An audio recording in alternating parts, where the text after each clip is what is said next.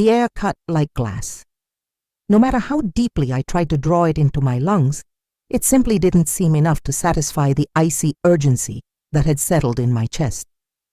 Each gust, whether of furious wind, relentless water, or just the invisible weight of an overwhelming oppression, seemed to push against me, threatening to extinguish the faint flame that remained. I moved through something dense and resistant, each step a futile struggle against a greater, invisible, but undeniably present force. There was a piercing sense of being completely isolated, disconnected from any familiar point of reference, adrift in an ocean of chaos that churned around me without respite. The boundaries of what I knew were blurred, distorted by this relentless turbulence. There was nowhere to run, nowhere to truly hide. The storm, whatever its nature, found me, enveloped me, forced me to face it head-on, stripped of any artifice or pretense. It was a state of raw vulnerability, where survival was reduced to pure instinct and the most fundamental resistance. I didn't know how long I had been like this, only that time had become irrelevant, measured solely by the growing intensity of the adversity and the exhaustion that was beginning to weigh on my bones. With every second, hope seemed to slip away a little more, drained by the relentlessness of the situation, leaving behind only an empty shell struggling to stay upright. It was then, at the exact point where resignation seemed about to consume me entirely, that something changed. It wasn't an improvement in the storm, nor a miraculous escape. It was subtle, almost imperceptible at first, a slight shift in the texture of the chaos around me, a presence. It wasn't the wind, nor the rain, nor the weight of oppression. It was something different, something that radiated a distinct energy, somehow cutting through the density of that turbulence like a ray of light in the deepest darkness. My senses, dulled by the struggle, focused on this new point. A silhouette began to materialize, emerging from the maelstrom, a distinct figure against the indistinct backdrop of my ordeal.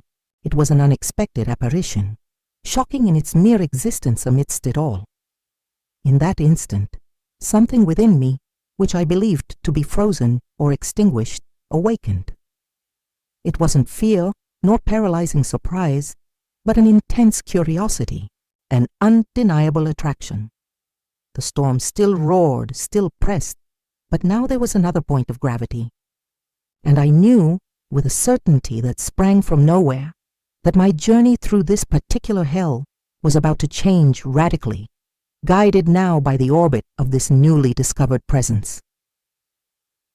The silhouette in the storm took shape, not clearly as if the fog had lifted, but as if the very turbulence around it began to bend and reshape around that point, outlining it by contrast. My eyes, or whatever was processing the world in that sensory confusion, fixed on it, unable to look away. The attraction I felt was different from any physical or emotional force the storm imposed. It was more like a resonance, a corresponding frequency I didn't know I possessed until it was activated by this other. As the figure approached, or perhaps it was I who, involuntarily, moved toward it, drawn by this newfound gravity, the sense of isolation began to give way, not replaced by immediate comfort, but by a new layer of intensity. The chaos still existed, still roared and pressed, but now it shared the space with this other entity, and the dynamics of everything changed. It was no longer just me against the storm. It was me, the storm, and now the presence.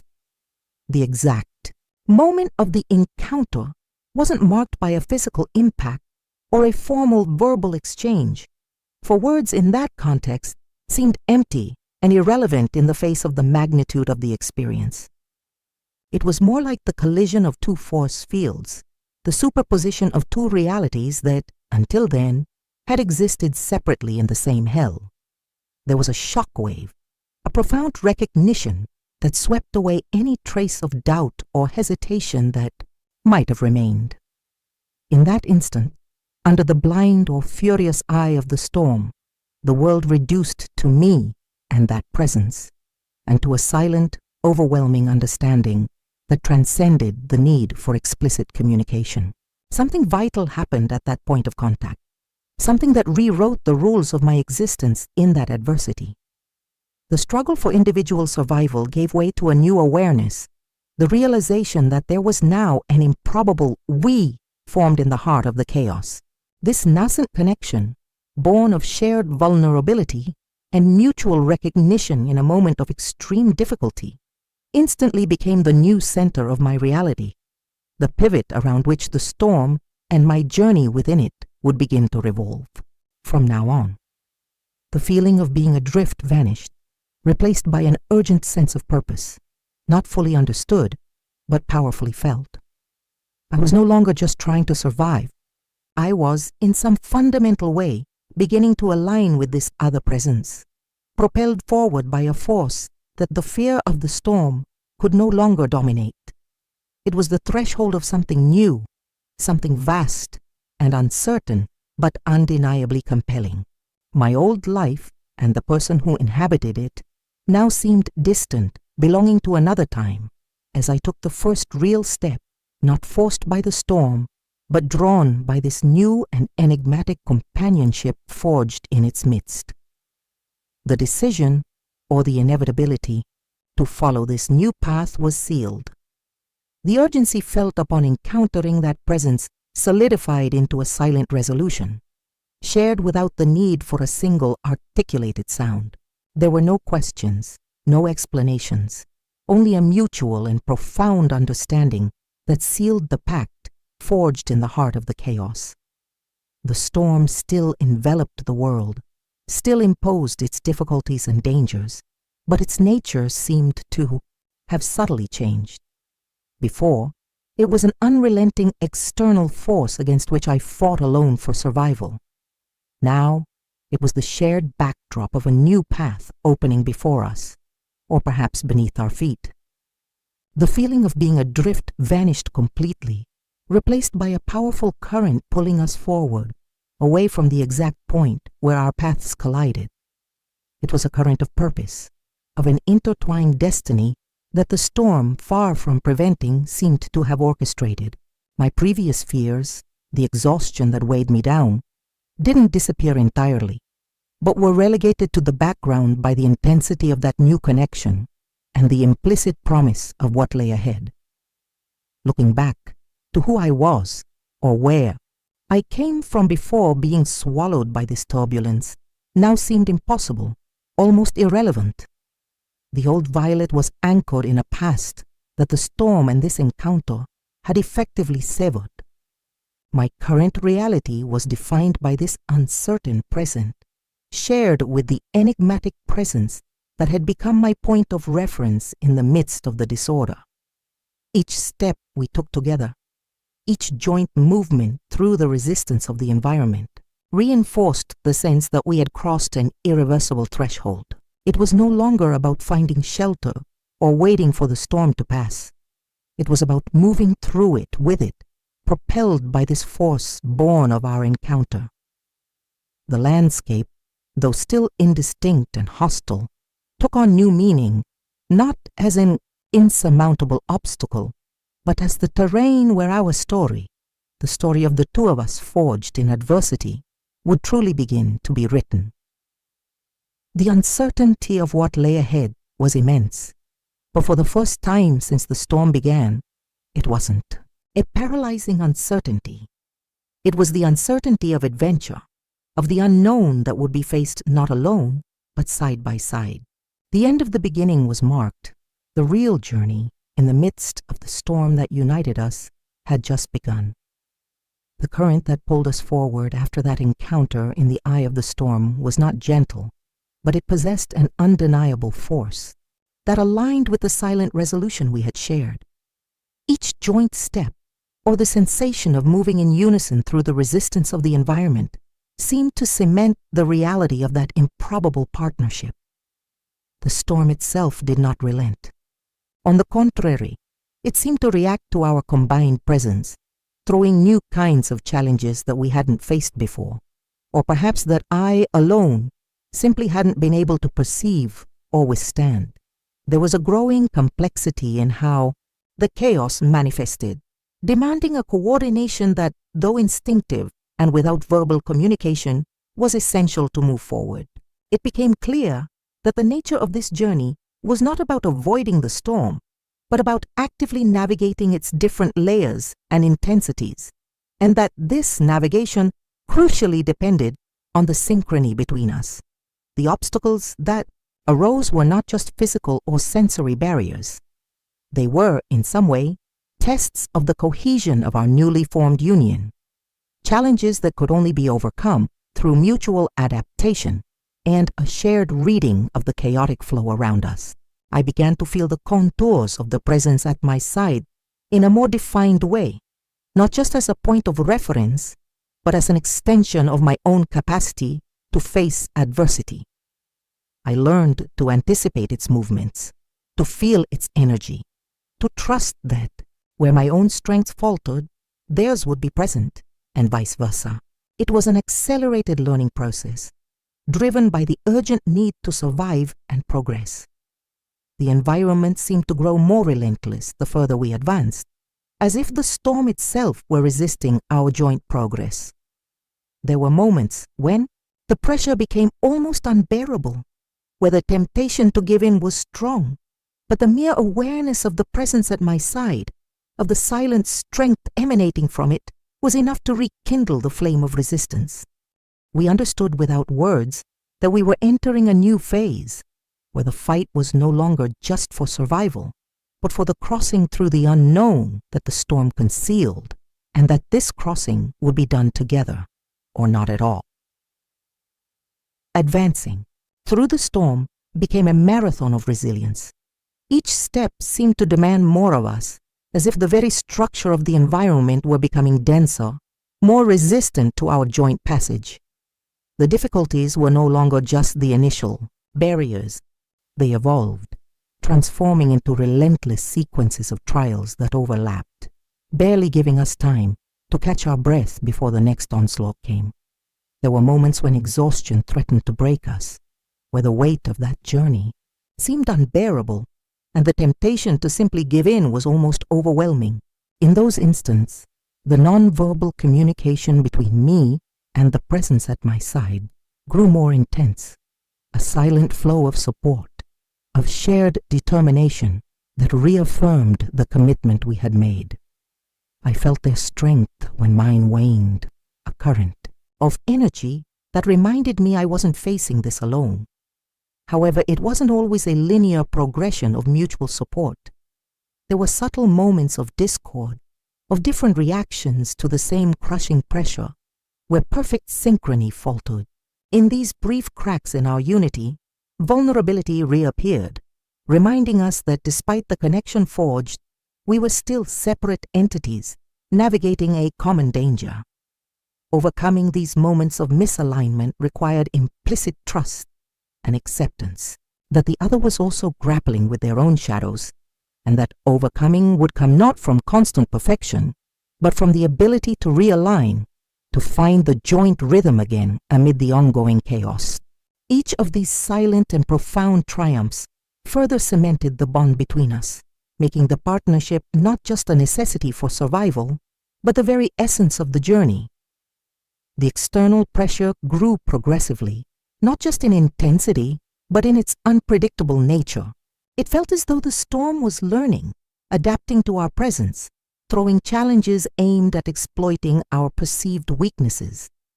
The sense of being tested, pushed to our limits and beyond, became constant. The environment around us, though, still abstract in its details, took on an oppressive and relentless quality, a wall of resistance that grew taller with each step. The goal, or the sense of it, became increasingly distant, obscured by the immediate need to deal with the present trial. Time, which had once been irrelevant, now seemed to stretch and contract in agonizing ways, each second in the storm feeling like an eternity. We were deeply immersed in the heart of the conflict, at the point of maximum difficulty, and the way out seemed ever more uncertain. The pressure that had been intensifying in Act 2. Middle reached a breaking point, and the structure we had built with such effort under the storm seemed to collapse catastrophically.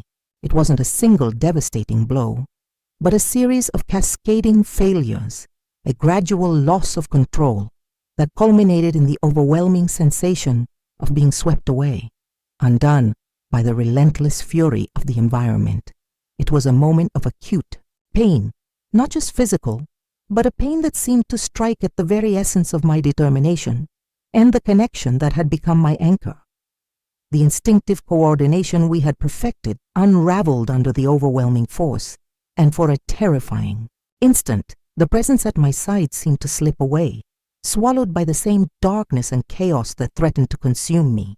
I was thrown into a sudden and terrifying solitude, worse than the initial isolation, because now I knew the strength of partnership, and its apparent loss was a crushing blow. Hope, which had slowly rekindled in the midst of the storm, seemed to extinguish completely, leaving only the biting cold of defeat and the bitter taste of failure. I fell or was forced into a state where active struggle ceased, replaced by a heavy inertia, a feeling that everything was over, that the storm had finally won. The environment around me seemed to mock our attempt, its fury now appearing triumphant. It was the lowest point, the deepest darkness I had ever faced, a place where the very memory of light or strength seemed a distant and unreal echo. There was nowhere to go, no source from which to draw strength. All that remained was the raw sensation of vulnerability and loss. It seemed the end of everything we had built, the collapse of the promise forged in the encounter. I lingered there, or in that state, immersed in the brutal consequence of the setback, seeing no path forward, only the oppressive vastness of the defeat that had settled in. It was rock bottom, and the climb back seemed not just unlikely, but frankly impossible from that desolate point. The darkness and cold of defeat at the end of Act 2. End settled in, heavy and absolute. But even in the crushing stillness that followed the collapse, something, a stubborn spark deep within me, refused to be entirely extinguished. It wasn't a grand revelation or a sudden influx of power. It was more like a persistent murmur, the visceral memory of the strength I had felt alongside the other presence, the recollection of the connection that, for a terrifying moment, seemed lost. Slowly, millimeter by millimeter, I began to pull away from the edge of the abyss to which the storm and the setback had pushed me. The movement was slow, painful, requiring colossal effort against the inertia of despair that enveloped me.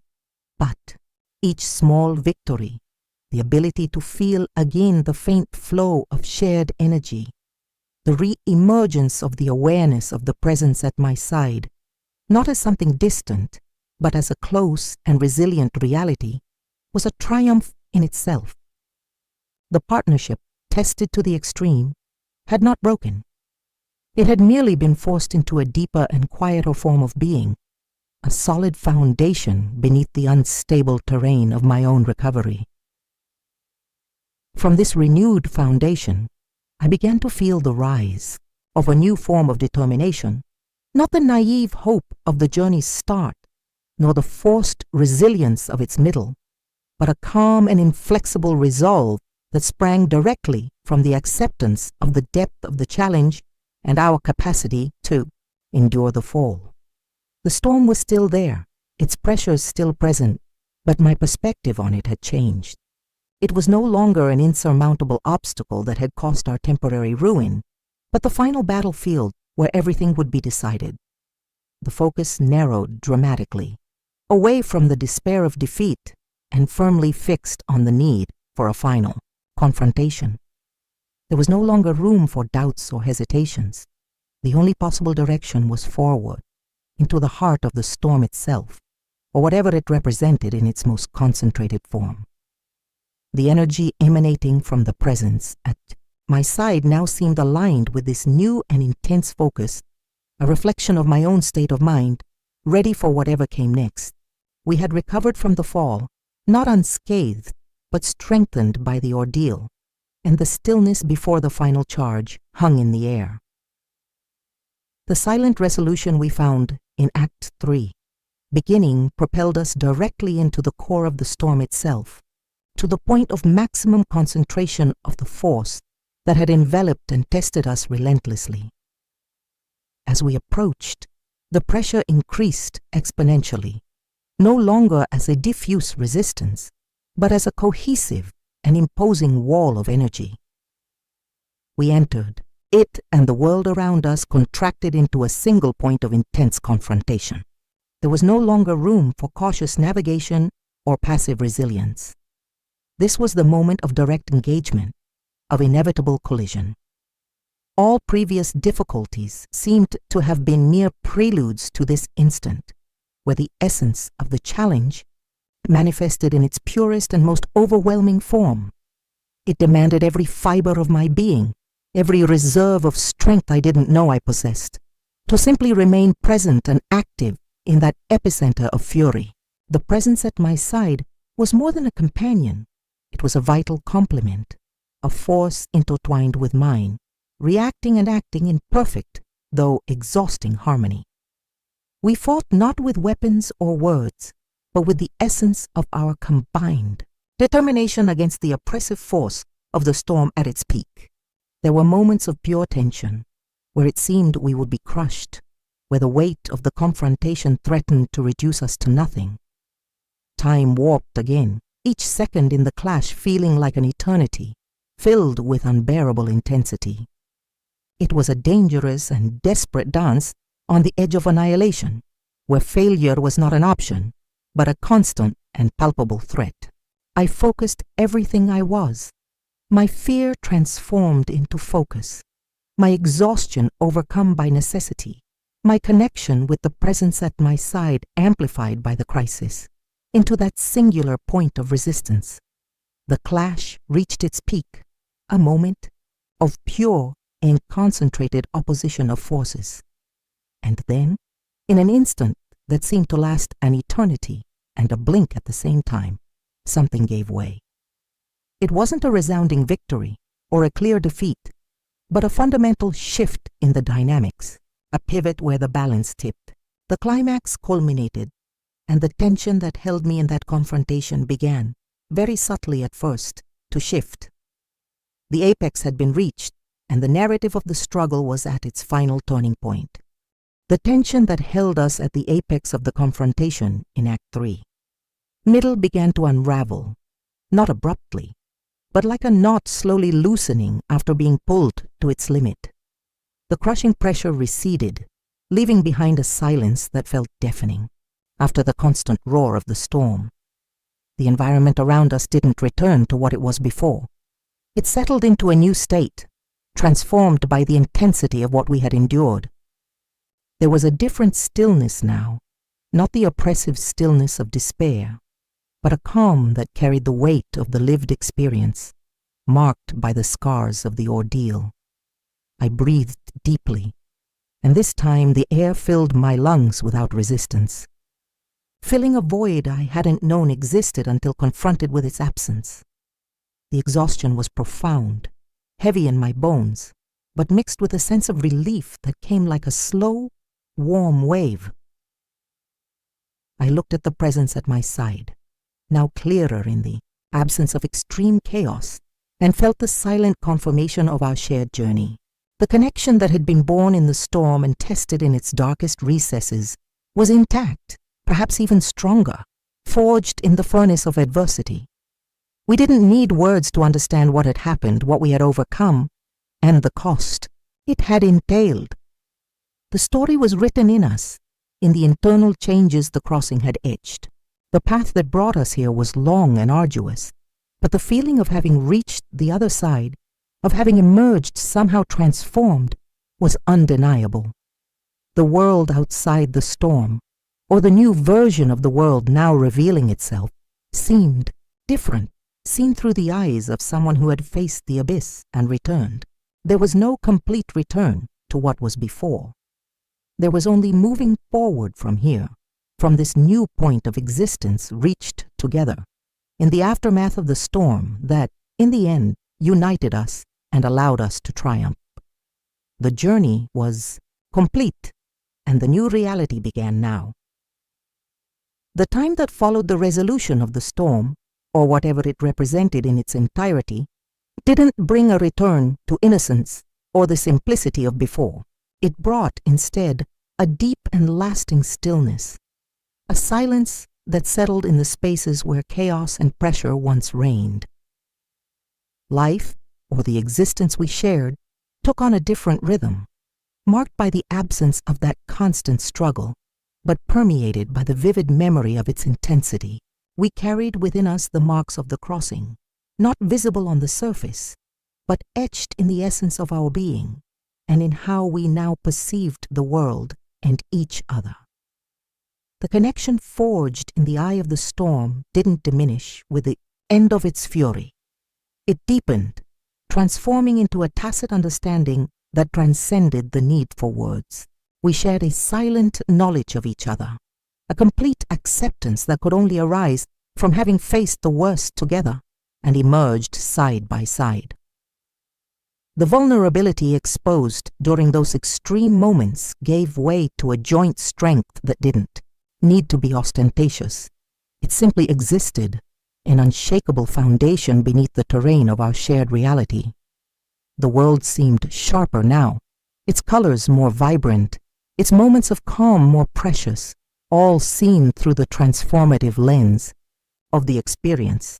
Looking back, to the person I was before being swallowed by the storm, was to see someone who seemed to belong to another life, someone who didn't know the depth of fear, resilience, or connection that would come to define my path.